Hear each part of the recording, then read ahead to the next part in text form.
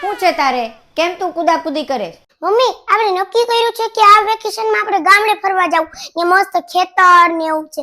હું તો કોઈ દી ગયો જ નથી. જાવું આપણે. શું ગામડે જવાનું? જા. કોણે કીધું ગામડે જવાનું છે? ક્યાંય ગામડે જવાનું નથી.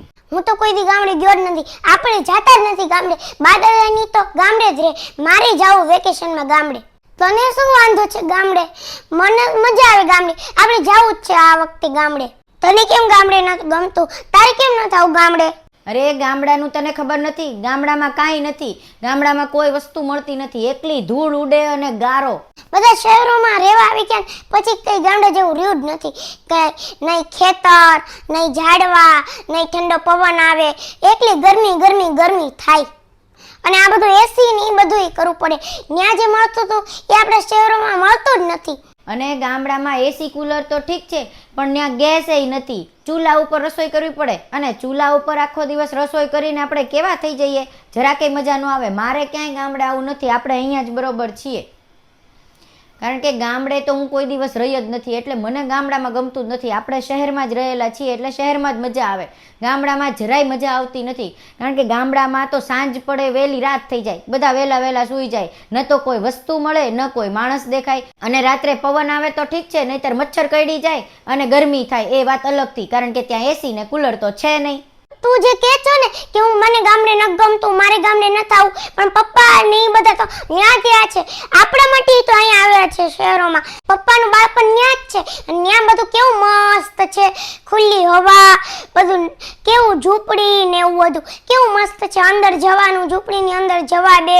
આપણા લીધે તે અહીંયા આવી ગયા છે પૈસા કમાવા, અને આપણા લીધે તે ન જઈ શકતા એ ગામડા પોતાના.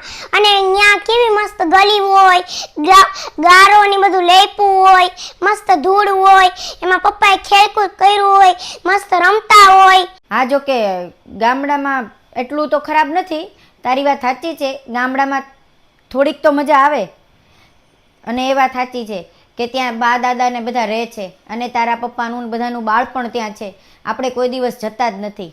તું જે ધૂળ અને ગારો કે છો ને, ઈ તે ધૂળ અને ગારામાં પપ્પા રહી અને જિંદગી કેમ જીવવી ને ઈ શીખ્યા છે, અને ઈ આપણને શીખવાડવા માંગે છે. અને તું કે છો ને કે ચૂલામાં ઉપર ખાવાનું બનાવવું પડે છે, ઈ તે ચૂલા ઉપર ખાઈને મસ્ત સ્વાદ આવે છે. અને જે આપણે લાકડા ગોતવા જઈએ એમાં તો એનથી વધારે મજા આવે છે. લાકડામાં તેલ નાખવું, લાકડા સળગાવવા, લાકડાને ગોતવા જવા, એની ઉપર બધું મૂકવું, એની ઉપર ખાવાનું બનાવવું, એમાં જ ખૂબ મજા આવે છે. અને એમાં જ મીઠો સ્વાદ આવે છે. તું ગામડામાં કે છો ને કોણ છે, પણ ગામડામાં બા દાદા અને પપ્પા રહ્યા છે. અને બા દાદાએ તે પપ્પાને શીખવાડ્યું છે અહીંયા કેવી રીતના રહેવું, કેવી રીતના ખર્ચા કાઢવા. તારો મતલબ એમ છે કે આપણે શહેરમાં જ મોટા થયા છે ને શહેરમાં જ રહ્યા છે. ભલે આપણે શહેરમાં જ રહ્યા હોય, પણ એનો મતલબ એમ નહીં કે ત્યાં કોઈ દી જવાનું જ નહીં. આ વેકેશનમાં તો હું જઈને જ રહીશ. અને ત્યાં કેવી બધી મસ્ત વસ્તુ મળે, ત્યાં કેવી મજા આવે. અને વાત તો સાચી છે કે બધાના બાળપણ ત્યાં છે, બા દાદા ત્યાં છે, તો આપણે વધારે તો કાંઈ નહીં, પણ થોડોક સમય તો એની સાથે રહી જ શકીએ. કારણ કે એ પણ ખુશીના હકદાર તો છે જ તે. એ એકલા રહીને ત્યાં શું કરે, એ છતાંય ત્યાં રહે છે અને આપણને અહીંયા રાખે છે. અને આપણને આપણું જે જીવન જે છે એ આપણી રીતના જીવવા દે છે. આપણે જે કરવું હોય એ આપણને કરવા દે છે. અને અહીંયા રહીને આપણને આપણી જવાબદારી પૂરી કરવા દે છે. આપણને આપણા છોકરાને અહીંયા ભણાવવા દે છે. જો એ ધારેત ને, જો એ વિચારેત ને, તો એ આપણને અહીંયા શહેરમાં રહેવા જ ન મોકલેત. આપણને ત્યાં ગામડામાં જ રાખે. પણ એવું નથી કરતા. તારો મતલબ એમ છે કે ગામડામાં જવાય જ નહીં, ગામડામાં કઈ મળતું જ નથી. પણ આપણા શહેરમાં જે મળે છે ને એ ગામડામાં નથી મળતું, અને જે ગામડામાં મળે છે ને એ શહેરમાં નથી મળતું. અને શહેરમાં તો હવે કેવું ખરાબ વસ્તુ આવી ગઈ છે. એસી, એમાં કેવું પોલ્યુશન થાય. પછી ઝાડવા કાપી નાખ્યા. અહીંયા તો કેવા મસ્ત ઝાડવા છે.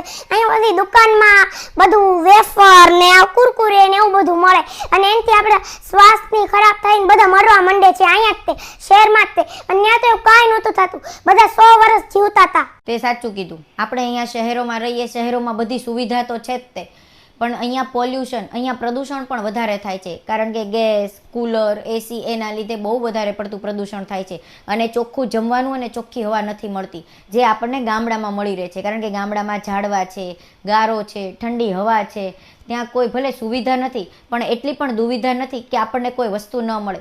અને આપણે જેવું જોઈએ ને આપણને એવું જ દેખાય. અને થોડોક સમય તો આપણે બા દાદા માટે રહી શકીએ. તારી વાત સાચી છે. આપણે જેવું વિચારીએ ને એવું જ માની લઈએ છીએ, જેવું જોઈએ ને એવું જ સમજી લઈએ છીએ. પણ શહેર કરતાં કદાચ ગામડાનું જીવન તો પણ સારું હશે, ગામડાના લોકો પણ સારા હશે. પણ હું કોઈ દિવસ ગામડે રહી નથી એટલે મને ખબર ન પડે. પણ વાત તો સાચી છે કે ગામડામાં પણ જીવવાની મજા જ આવે છે. અને રહી વાત બા દાદા માટે, અને ઈ ક્યાં બધા તઈને જીવવાના છે, આપણે ન્યા જઈને રહેવાનું નથી. હું એમ નથી કહેતો કે આપણે ન્યા રહીએ, 5-6 દી માટે તો ન્યા જઈએ કે હાલે મમ્મા વેકેશનમાં વયા જઈએ. સારું છે, તો આ વેકેશનમાં આપણે ગામડે જશું. મમ્મી તું માની ગઈ ગામડે જવા? હાલો આપણે જઈએ, યે મજા આવશે.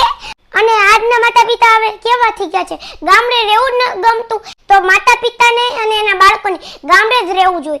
પણ હું એમ નથી કહેતો કે આપણે શહેરમાં ન રહીએ, પણ 5-6 દી માટે શહેરનો છોડી અને ગામડા માટે જવું જોઈએ. તો જોયું મિત્રો, આજના માતા પિતાને કોઈ સમજાવી શકે એમ નથી, પણ એના બાળકો સમજાવે તો એ તરત સમજી જાય છે. તો મારો વિડીયો ગમ્યો હોય તો લાઈક કરજો, શેર કરજો અને કમેન્ટ કરજો. બાય, મળીએ આવતા વિડીયોમાં. અને તમે કમેન્ટ કરજો કે અમે આવતો વિડીયો કયો બનાવીએ, અને હું તમને તમારી કમેન્ટની રોજ રાહ જોઉં છું, પણ તમે આપતા જ નથી કમેન્ટ, અને હવે આપજો. અને મારા શોખ કે પૂરા થવા આવ્યા છે એના માટે ખૂબ થેન્ક યુ સો મચ.